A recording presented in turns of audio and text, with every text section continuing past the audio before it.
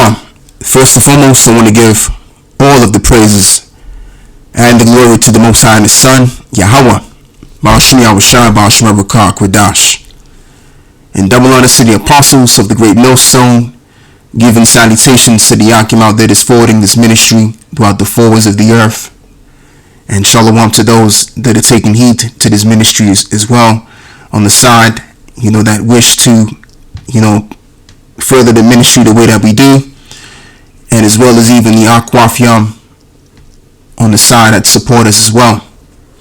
And it's the brother Laban coming at you with another video. And in this video, I want to speak on this statue being removed in New York City, because what I'm going to do is I'm going to approach this in a different kind of angle as to why they're removing this statue, and as well as they've removed other statues in the past, including, I've watched the Apostle Rabbah's video, and as well as I've watched the elder brother from Texas, the brother to be exact, the elder Yashawamba, shalom to that brother as well. And like I said, I'm going to approach this in a different angle, because what I've observed is the fact that what E-sau is doing, as we all know, we know that E-sau is setting up a new world order system.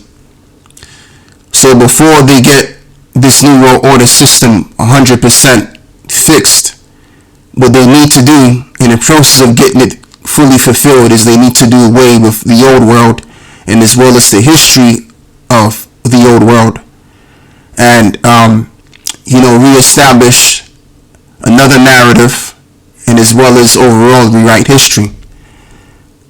They want to do away with racial dividency, and they want to create this idea that we're all one within unification, and there's no difference between the nations no more. And that's one of the plans of E-sau in formulating, as what they call it, the one world order. So if they have these statues still standing up, which commemorates their racial past, and committing genocide, murdering the tribes, damn near committing genocide, I would say, murdering the tribes, taking over lands, and also showing that the tribes of Israel are less than a so-called white man. They got to get rid of those notions, and the way that they do that is by getting rid of these statues. Because what they want to set up, as I've said and I'll say it again, is a one world order where everybody's one. And I just want to go and read the scripture in the book of Genesis, the 11th chapter, and showing you that the Most High Yahweh, the God of Abraham, Isaac, and Jacob, was not down with this whatsoever, this notion of one people coming together. So let's begin by reading Genesis 11 verse 1. And the whole earth was of one language and of one speech. As you have the head titles, Universal Language, Babel, Confusion, which is quite interesting. They have these head titles. And it came to pass, as they journeyed from the east, that they found a plain in the land of Shinar, and they dwelt there, which is an area in Iraq today. And they said one to another, Go to and let us make brick and burn them thoroughly. And they had brick for stone, and slime had they for mortar. And they said, Go to, let us build us a city and a tower, whose top may reach unto heaven, and let us make us a main, lest we be scattered abroad upon the face of the whole earth. So what is this talking about? Meaning that let's get together and let's set up a building so that we can all congregate all together as one people, so that the nations don't scatter. So this was the plan of the king of Babel at the time, which was Nimrod. He wanted to gather all of these nations together as one, that they stick together as one within his building. This is why they were building it. So it says, And the Lord came down to see the city and the tower which the children of men builded. And the Lord said, Behold, the people is one, and they have all one language, and this they begin to do. And now nothing will be restrained from them, which they have imagined to do. Go to and let us go down, and there confound their languages, their language, that they may not understand one another's speech. So the Lord scattered them abroad from thence upon the face of all of the earth, and they left off to build the city. And therefore is the name of it called Babel, because the Lord did there confound the language of all of the earth, and from thence did the Lord scatter them abroad upon the face of the whole earth. So that's all I need to read right there. So this is showing you, even from the beginnings, the headings, which is which you get the word Genesis from. The word Genesis means the beginnings or the headings of time. And there was an idea which came into the mind of the king of Babel at the time, which is to conjoin the people together.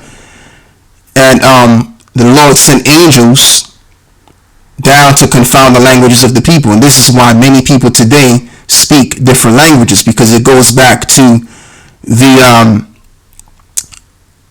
power of the Lord, which he sent the angels to speak different languages, so that not one could understand one another, so that not one of these people could understand one another what each other is saying, and therefore dividing the people. You understand? So even from the beginning of time, as I'm going to say again, the Lord was not with this at all. And then as you read also in the book of Maccabees, first Maccabees, I believe, is 1, and it's verse 41. But I'm going to begin by reading. Let's start with.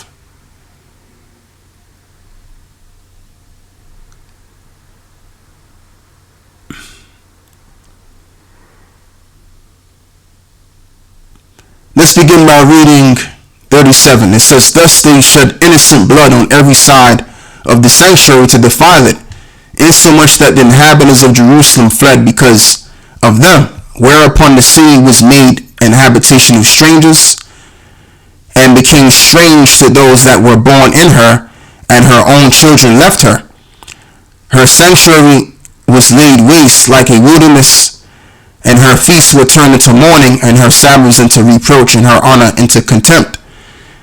As had been her glory, so was her dishonor increased, and her excellency was turned into mourning. And moreover, the king Antiochus wrote to his whole kingdom that all should be one people." You see? So what King Antiochus wanted to do is to create a world where everybody can be a part of the Greek culture. All right? And as it reads, "And that everyone should leave his laws, so all of the heathen agreed according to the commandments of the king."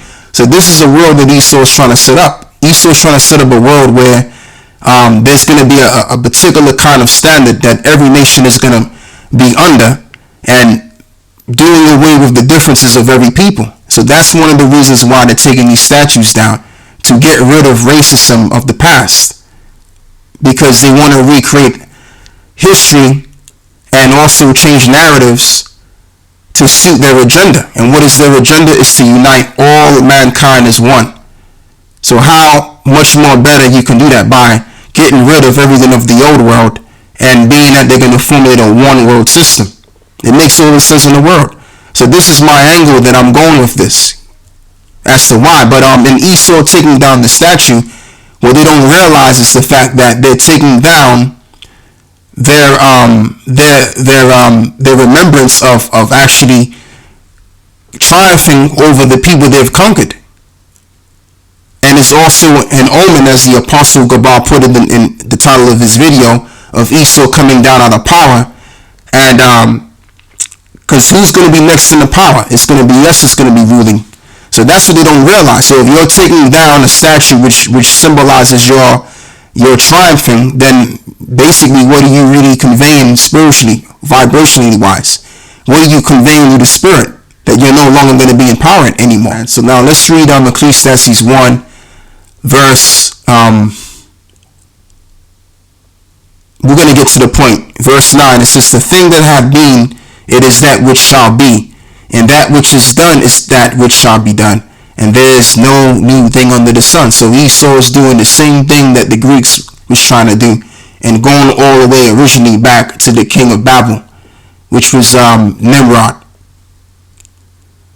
But if you go all the way back to the beginning of time when this idea was in the mind of the king of Babel, which was Nimrod. If you notice, the king of Babel manifested this idea into reality, and guess what happened? The Lord sent his angels down to confound the languages of the people. So what Esau is doing, Esau is trying to apply something that's never worked. It's never going to work out, and that's why we all ultimately always say that the new world order system, the one world order setting that they're setting up, is not going to work. Alright? All you got to do is read Genesis the 11th chapter, and this is your one world system right here. So whatever one world system that Esau is setting up, if it didn't work in the beginning of time, then damn sure it ain't going to work in the end of times either. Alright? Now let's read one last precept. This is Deuteronomy 32 verse 8. When the Most High divided to the nations their inheritance, when he separated the sons of Adam, and he set the bounds of the people according to the number of the children of Israel. So this is the deal. The Lord divided the nations, and the Lord likes it that way. That's why if you look at the earth, and as well as you look at the people in the earth, everybody has their culture. Everybody has their different views on things. Even within one nation, there's different tribes. Like if you go to Nigeria, even though you have a lot of our people in Nigeria, and they're of the same nation, but there's different tribes. Even within the children of Israel, there's different tribes within them, and they have their differences. Even though we have the same spirit, but we all have our differences. You can look at one nation, and that one nation has their differences. So the whole idea of Esau trying, it's like, for example, I'm going to use another example, right? I have a family relative that we don't even see eye to eye together with. You know, I'm in the truth, he's doing whatever he's doing, right? And, you know, certain brothers know who I'm talking about. My blood brother, that is. Me and him, for the past time, haven't really always been cool. You know, we've had our cool moments there and there, but for the most part, we've never really been cool, and we're not cool right now. And you have that in every household, especially among our nation, man, but as well as even among these other nations. So you could actually grow up in a household with relatives, your siblings, or what have you, and you don't get along with these people at all. So here it is, you got this so-called white man that's trying to amalgamate every nation together like it's going to work. So if one nation has their differences and they're not united, and there's tribes among one nation, then how in the hell, once again, is this going to work? It can't work. And just the whole concept of the one world system, it's not going to work anyway. Because when you look at the beginning of time, the Lord wasn't with it. So if the Lord ain't with it, it's not going to work out. Alright? If the Lord is with something, it's going to work out. If the Lord ain't with it, it's not going to work.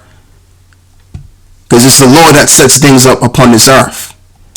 It's not man. Now, a man may have an idea of something, or he may have some kind of view which seems to be right, but if the Lord ain't rocking with it, it ain't going to work.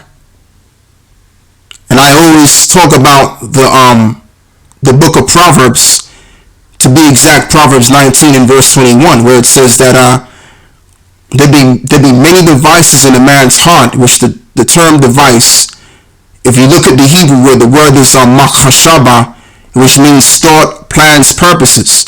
So men have plans and ideas and purposes that they want to rule on the earth, but it also says, reading on, but the counsel of the Lord, that shall stand. And now if you look up the term counsel, the word you're going to see is, I don't know the Hebrew word. I'm going to have to go back and check it out later on. But when you look up the term counsel, there's biblical definitions for that word counsel. And what you're going to see is purposes, advice. Matter of fact, you know, since I'm talking about it, let me go and do that right now.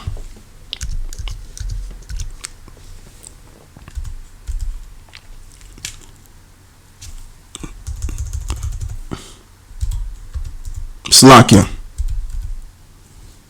Nah, that's not how you.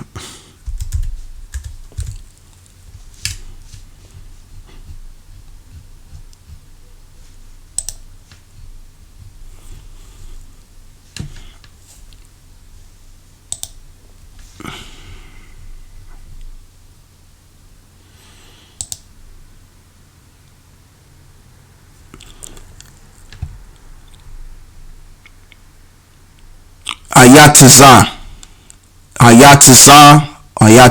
Ayatazawan. Let me see this. Yes, Ayataza. So the word is counsel, advice, purpose. So you have men that have their purposes and their plans and their agenda, and then you also have the agenda of the Lord. And that's not a part of the agenda of the Lord. Uniting every nation as one. Uniting everyone as one. That's not what the Lord is with at all. And this is why we've always heard this saying among people that we're all equal. We've always heard this term from the people of the world that we're all equal. And there's no differences between us. Where did that term come from? That term came from the media. And we already know what kind of people control the media. It's the Masonic Brotherhood, which their plan is to do just that. It's to unite people as one, and that there's no differences. That's the reason why. That's one of the reasons why they're removing all of these different statues. So that's all I have to say. With that, I want to give all of the praise and the glory to the Most High, the Son, Yahweh, Bahashem, Yahweh Shah, Bahashem, Rakah, Quadash. And with that, I say Shalom.